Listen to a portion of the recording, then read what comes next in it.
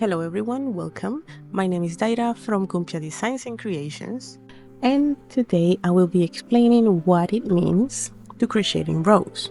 It is a quick and simple explanation, and if you're completely new to crochet, I recommend you watch my basic terms video first, since there I explain some terms that I will be mentioning in this video. Also, there will be another video explaining increases and decreases when working in rows.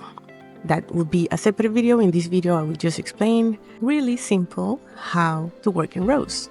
So let's get started. Every crochet project is done either by working in rows or working in rounds, or a mix of both.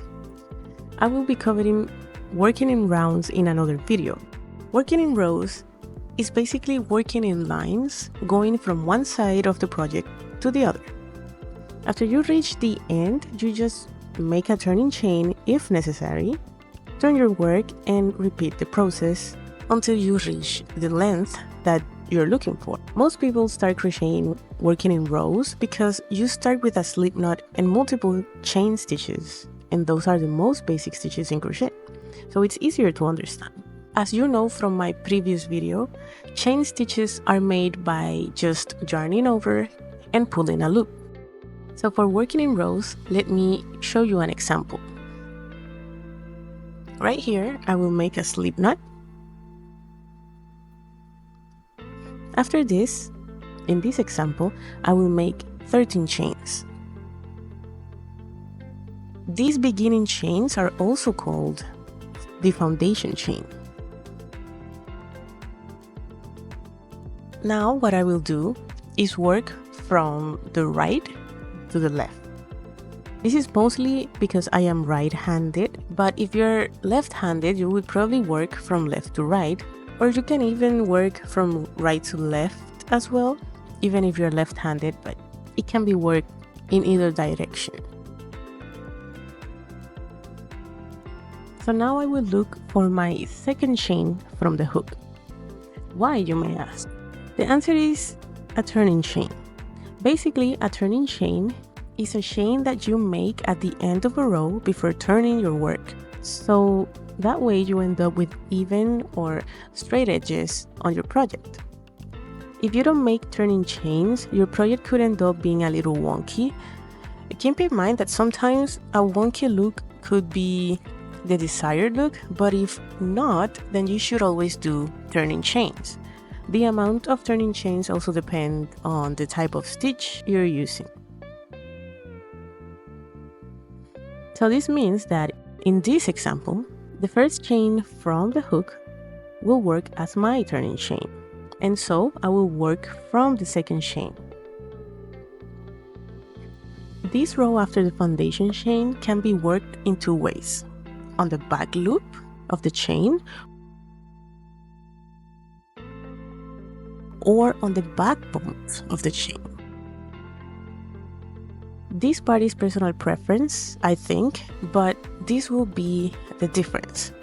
As you can see, when worked in the back bumps, the edge resembles the top stitches, like this. While when worked in the back loops, it looks like this.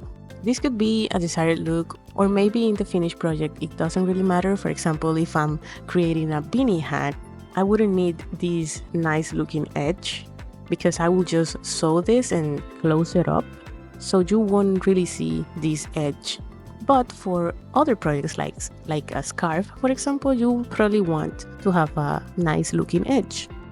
So I will work on the back bump of the chain and I will make one single crochet into this one right here. I have made my first stitch. Now I continue making one single crochet into each of the back bumps until I reach the end of the row. Since I started with 13 chains and skipped the first one, I should end up this row with a total of 12 single crochet.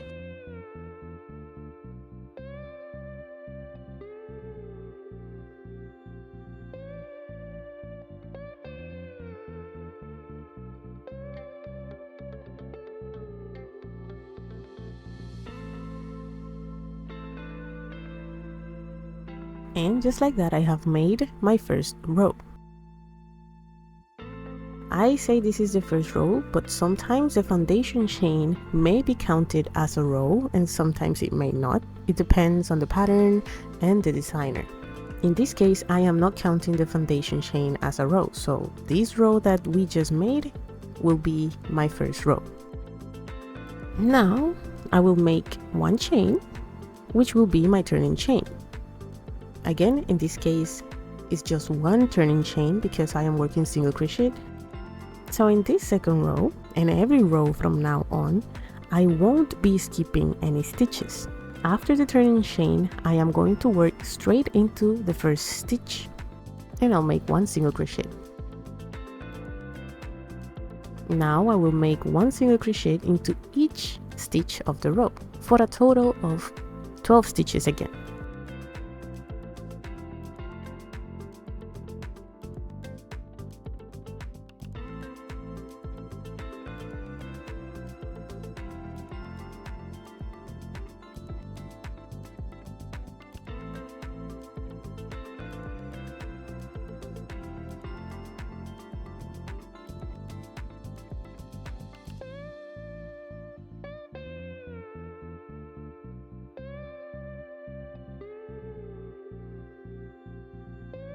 After that, we just repeat these 2 steps until we reach the desired length. So we chain 1, we turn the work, and we crochet 1 single crochet into each of the stitches, make the turning chain, turn your work, and so on.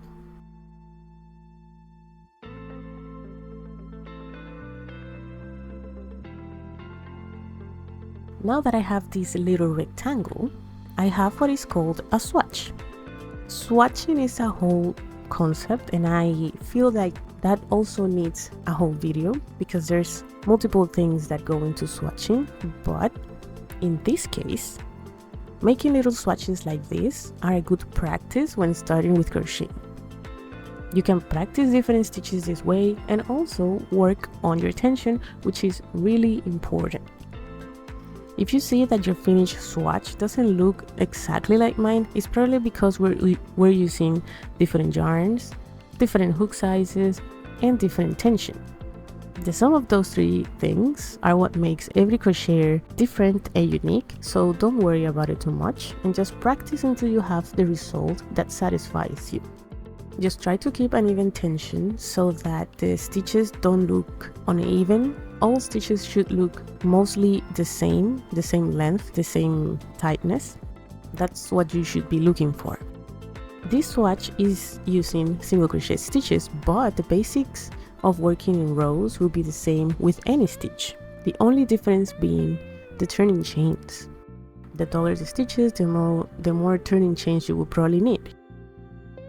Look at these other swatches I have with other stitches.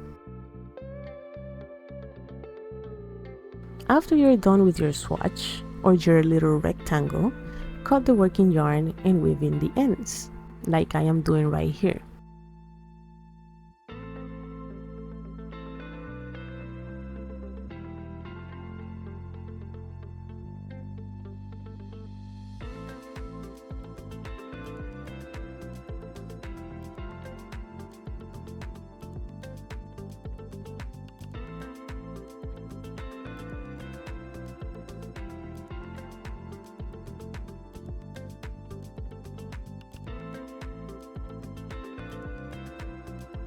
Remember that this is the most basic version of working in rows. Once you understand the basics and learn your basic stitches, you will be able to apply and experiment different techniques and learn new complex stitches. Your next step in rows should be understanding increases and decreases for shaping your work. After that, you can just experiment mixing all of that knowledge into a project or just look for free patterns for practice. And that's it for this video. If you have any questions, comments, or suggestions for future videos, comment them below. If you like this video, please give it a thumbs up, and if you want to see more content like this, please subscribe. Also, make sure to check out my social media for more content. Happy crocheting! Bye!